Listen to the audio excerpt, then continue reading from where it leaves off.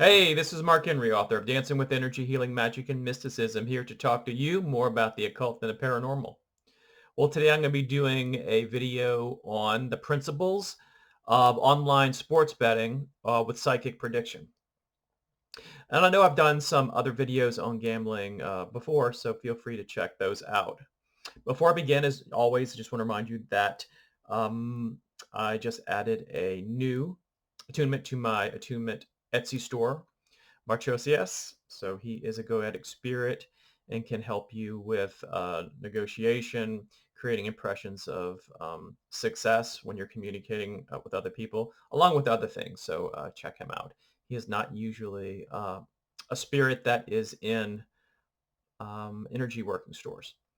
So let's begin. Oh, but also just a reminder for those of you who are part of my inner circle and are in my Patreon, there should be a new video there, which is kind of the second part of the last video that I did on this channel.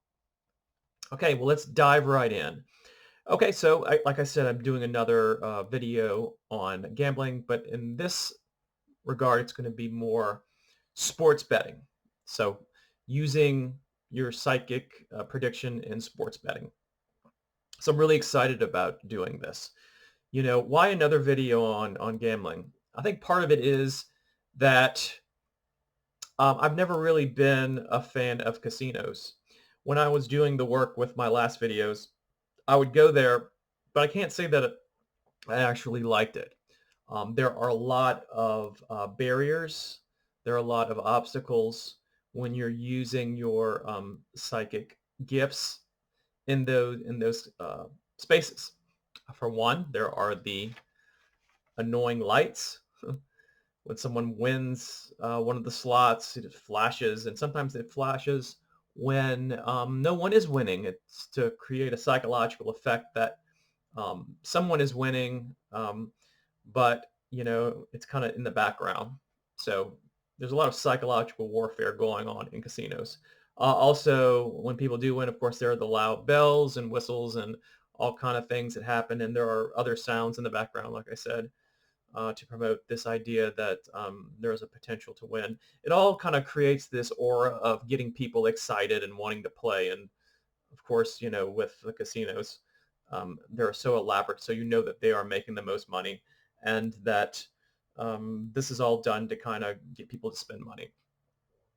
But that's a whole different video.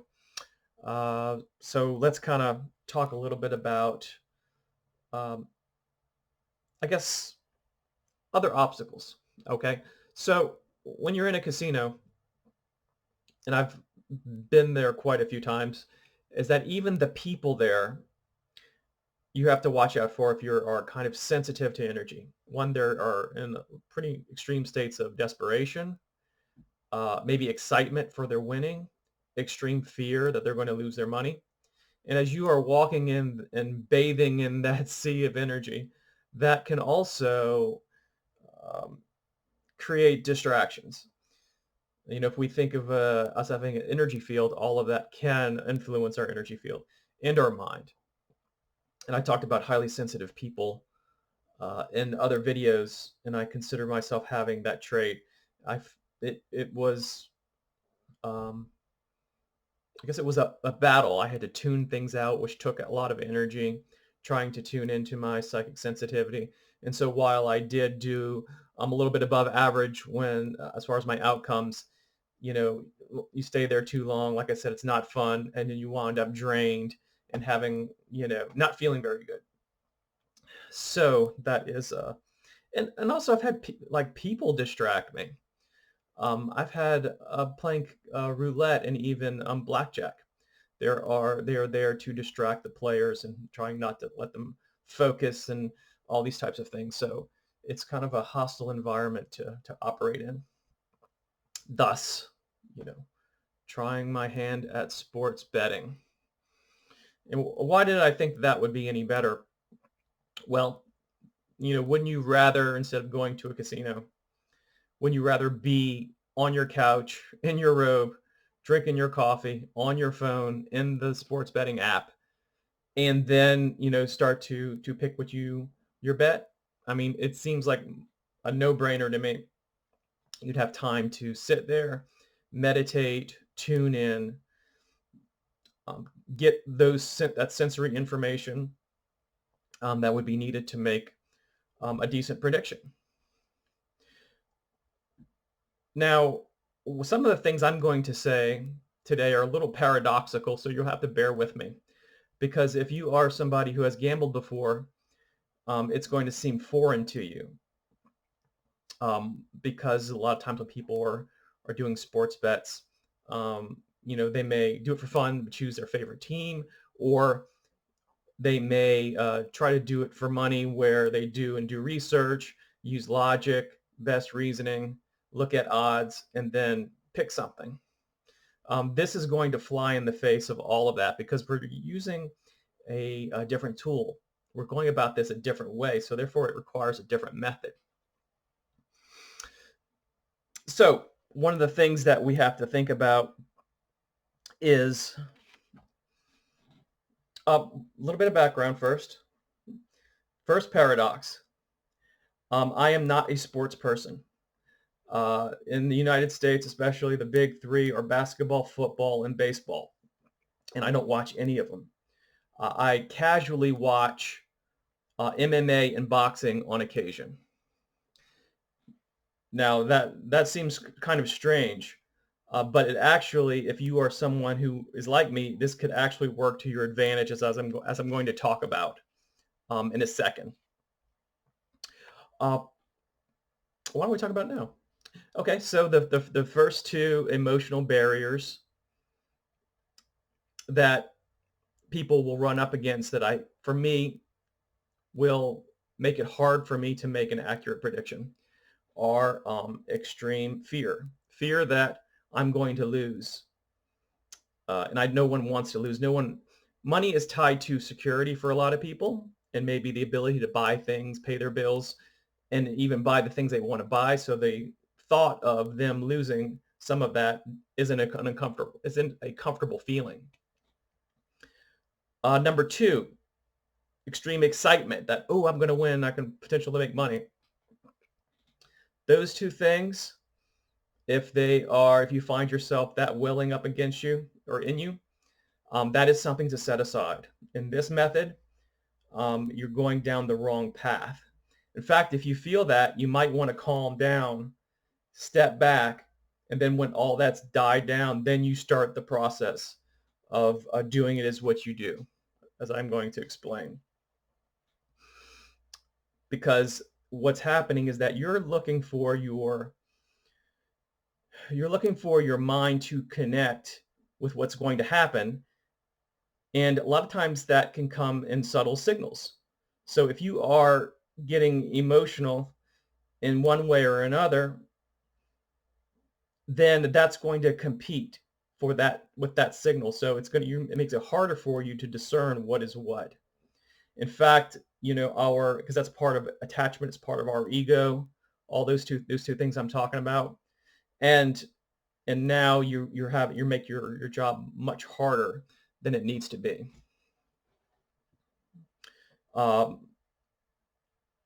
And acts of desperation. Maybe you've been playing a lot in whatever it is that you play, and then you just need this money. If you ever need the money through gambling, you're definitely gone the wrong way, because the whole thing is supposed to be playful. It's supposed to be fun.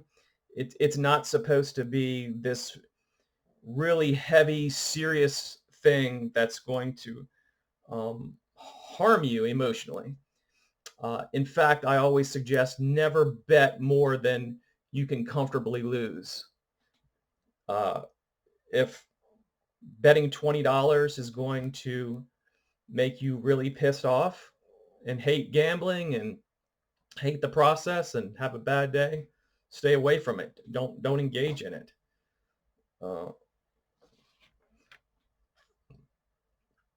Many people have when they'll get in the loop. Then next time they're suspicious about winning, and then that negativity goes to the next game, or the next, if you're in a casino, the next whatever it is you're playing. So you kind of want to move away from that. The other thing is that for me, what works is to not do a lot of research.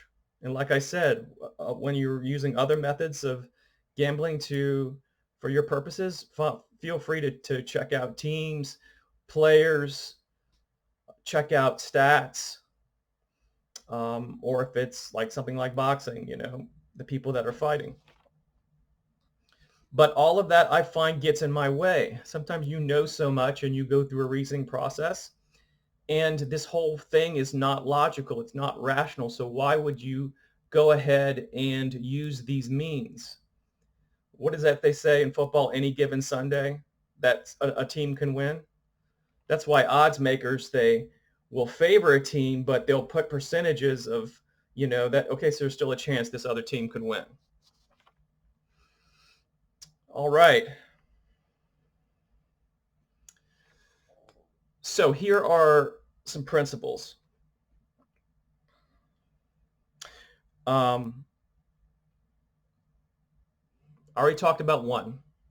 Avoid extreme states of desperation, fear, and excitement. That's number one. And I'm explaining the signal to noise ratio that you're competing with. You want to be able to discern the signals. At first, you want to discern the signals, and then you want to be able to tease that out. And it becomes harder when you've either done research or your logical mind is trying to figure what's going to happen, or your emotional brain is excited about the prospect of winning or fearful about losing. So it's all about kind of avoiding a little bit of attachment to what's going on. Now there's one situation. So once that let's say that you've determined what you think is going to happen. Now is the betting. Now, so this is where that's different with sports betting than gambling. You walk into a gambling casino. Gambling casinos want to make money, so will have a minimum bet for whatever game it is. Even, they'll have a required amount of money for the slots. When you are sports betting, they don't have that. They, of course, will have something, but it won't be, okay, to play roulette, you have to do, minimum bet is $10, right? So what you can do with an online betting app for sports, you can make, if you're not sure of what's going to happen, and if you want to hedge your bets and not feel, you foresee that you might make a wrong decision, 25 cents, just see what happens. Put 25 cents down, 50 cents. What you're ultimately trying to do, you're going to need a method of determining it. So I'm appealing to the people that are psychic, who have maybe some psychic sensitivity, have been practicing a little bit, or tarot card readers, or people who are using their intuition, to come up with a method. Maybe it's a method you already use to apply to this. And what's going to happen is that you're going to get feedback each time that you bet afterwards about the winning or the losing. So you'll be able to determine through time, theoretically, whether your method's working, if you're perceiving things correctly as far as predicting on the inside of you, because it can come through various means from the inside. And that way you'll know, you can even journal it. You can write it down when you're successful. And over time, if you see that that's happening each time that you win, then hey, you're onto something. You're going in the right direction. But like I said, small amounts of money. The amounts of money, if you do that correctly, even small, with small amounts, you start out small and go out, maybe bigger bets if you feel that you can perceive it correctly. And then that way it can minimize any type of emotion that can get in the way. Betting 25 cents on a football team is less nerve-wracking than maybe betting $100 if you're on a budget. The next thing is don't track it, meaning that you made your bet, forget about it, wait until the game's over, don't check on the score, don't check on the outcome, wait until after it's over. I mean, the process of the outcome, how things are doing. Why is that? It sets up a habit pattern of me for non-attachment of the outcome. What did they say? Not to lust after results in magic. So I'm using the same principle here than I would be using with magic. You know, you don't want to worry about it during the process. So that's my thing. So I don't track it during the process of the game, whatever that game is. Okay, so those are the principles. I am playing with the idea of the next video talking more about this and then outlining my method. Not that my method is superior, but it's the one that I'm working with now. And you can play with it, have fun with it. Remember, don't focus this stuff on the money. Focus on getting to know your psychic abilities and your ability to do this. And then when you get a handle on that, then you can worry about money and things like that. That's another reason to take it slow as far as the betting is concerned. This is a part of a bigger, this is part of something bigger than just gambling with money. And before I forget, because there's a lot to this, if you want to bet on a sport that you like, again, you would be wise to step back if you're going to, you know, bet for your favorite team. You might want to start out betting on teams that you are neutral about. Let's say it's football or basketball or baseball. Something where you are not going to really be attached to the outcome. If you're an outcome as far as your investment, you know, so that there's no players that you really like. The team isn't really something you're attached to. In other words, that would be the best way to start. Or if you're in boxing, bet on the undercard, people that you don't know, never heard of. Any case, I'm going to put those links in the description about the Etsy store and the sale. By the way, I'm going to do another sale. People were saying that they didn't get a chance to participate in it. So I'm going to put a link in the description and to that in my Patreon. So in any case, I will talk to you all later. Take care. Bye-bye.